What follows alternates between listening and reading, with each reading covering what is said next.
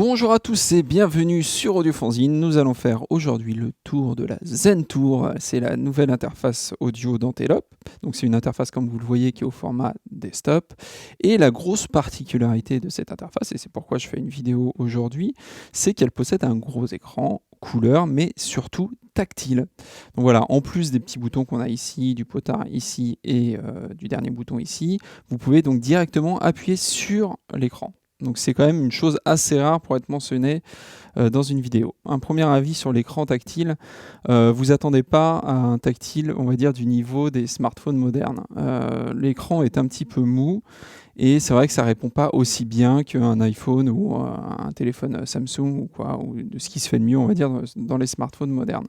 Donc là, on a un menu ici qui permet à la fois de régler, donc on peut faire défiler voilà, tous les menus existants.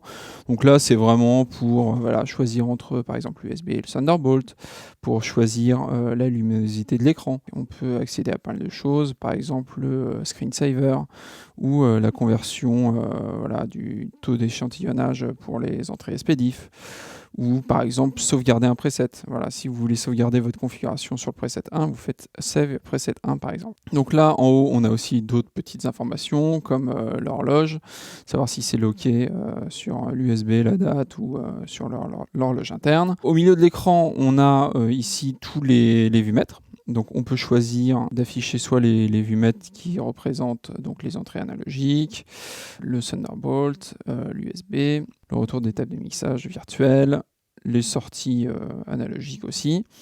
Et en bas, on a toute une série de petits boutons. Alors moi, personnellement, je trouve que c'est vrai que ces petits boutons sont justement un peu trop petits. Et je ne sais pas si c'est moi qui ai des gros doigts ou pas, mais c'est vrai que parfois, j'ai un peu du mal à cliquer dessus. Donc là, si on clique sur moniteur, à ce moment-là, avec cette molette, on va régler le volume de sortie des moniteurs. Si on appuie dessus, ça mute. Mais donc on peut aussi directement appuyer sur l'écran pour muter ici. Voilà.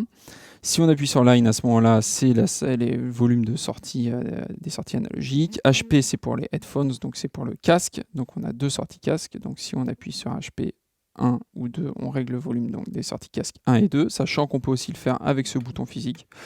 Qui moi, voilà, je préfère les boutons physiques sur les interfaces, c'est vrai que généralement ça fonctionne mieux quand même. Une chose qu'on pourrait regretter quand même sur l'interface, c'est justement le fait, pour accéder au volume des deux sorties casque, il faut obligatoirement passer par ce bouton-là. Donc là, c'est la sortie casque 1, la sortie casque 2. Et après, on accède donc au volume. Pour moi, c'est assez problématique. Je préfère, en tout cas sur les interfaces audio, avoir un potard de volume pour chaque casque, parce que c'est vrai que le casque, ça peut être quelque chose qu'on a envie de régler rapidement. Voilà, si par exemple le son est trop fort dans le casque, on peut vraiment rapidement avoir envie de le régler. Donc moi, je trouve ça toujours plus pratique d'avoir un potard de volume pour chaque sortie casque et pour la sortie moniteur. Une dernière chose qui est pas mal, c'est que l'interface possède donc deux paires de sorties moniteur, et qu'il est possible donc de passer de l'une à l'autre. Donc si vous avez deux paires d'enceintes, c'est plutôt intéressant.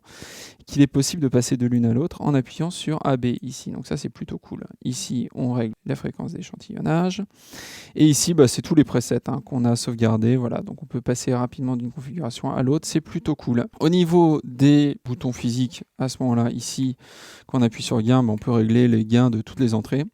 Donc des 4 entrées instruments et des 4 entrées micro. Donc voilà, ici on peut entrer, d'ailleurs qui ne sont pas forcément que des entrées micro, qui peuvent être aussi des entrées lignes. On règle hop, le gain ici, il n'y a pas de problème avec ça. Alors une chose aussi, c'est qu'il y a un petit bouton Antelope ici, mais qui malheureusement pour l'instant, alors je ne sais pas si ça va changer avec une future mise à jour, mais pour l'instant ne sert pas à grand chose d'après moi. Voilà, j'ai demandé au constructeur à quoi ça servait, et en gros ce qu'il m'a dit c'est que si on l'utilise conjointement avec un autre bouton, par exemple avec le bouton gain, voilà, on lance le calibrage de l'écran. Donc bon, c'est sympa, mais c'est pas non plus foufou. Moi, j'aurais préféré avoir des fonctions un peu plus intéressantes. J'en sais rien, par exemple, enclencher un dim, voilà, pour diminuer de 20 dB la sortie, par exemple, des enceintes. Enfin bon, voilà, je pense qu'il y a plein de choses à faire. Après, ce qui est possible, c'est via une mise à jour de corriger cela. Et donc, je pense que le constructeur va peut-être apporter des nouvelles choses avec une mise à jour logicielle, on espère. On termine avec le bouton TalkBack qui se situe ici.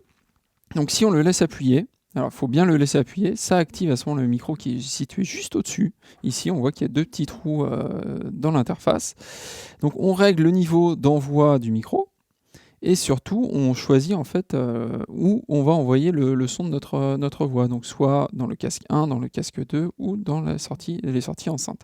Si vous le faites dans les sorties enceintes, attention, on l'arsène quand même. Une dernière chose à aborder, c'est le système d'alimentation. Il y a un bouton Power ici, et on peut éteindre l'interface directement avec l'écran tactile. Donc il y a une question qui se pose quand même, c'est que du coup il n'y a pas vraiment de bouton physique pour éteindre l'interface, et pour la rallumer il faut appuyer sur le bouton sur l'écran tactile.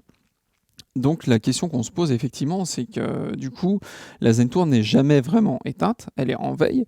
Et Audiofanzine, on n'a pas le matériel pour mesurer, on va dire, la consommation électrique des interfaces, mais j'imagine que, vu qu'elle n'est jamais vraiment éteinte, qu'elle continue de consommer de l'électricité. Donc si vous voulez vraiment l'éteindre complètement, il faut débrancher carrément le câble derrière. Moi je trouve ça un petit peu dommage, j'aurais quand même préféré un vrai bouton de mise sous tension. Voilà, comme on trouve d'ailleurs sur la majorité des concurrentes. Donc voilà, on a fait le tour de la Zentour. Je vous remercie et à très bientôt sur Audiofanzine.